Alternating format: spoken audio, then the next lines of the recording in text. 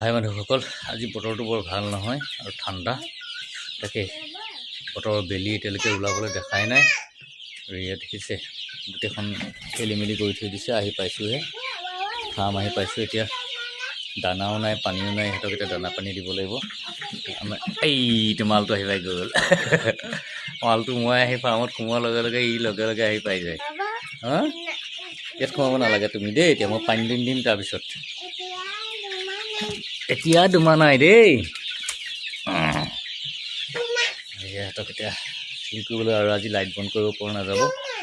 কিয়? এই মানে বতৰটো ঠাণ্ডা। আৰু এইফালে দেখিছে আমি নতুন এটা কাম কৰিলোঁ, নেট লগাই দিলোঁ। এটা কাৰণ নেট লগাই দিলে উৰি পাৰ হৈ যায়। নহ'লে মোৰ ভৰিতে ফুটি আছে, দেখিছে কেনেকৈ ভৰিত ফুটি আছে। মানে তাত দানা লাগে, এই মোৰ ভৰিটোতে ফুটি আছে।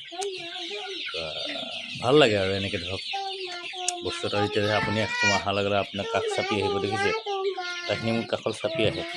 মানে ভাল লাগে, এনেকৈ থাকক।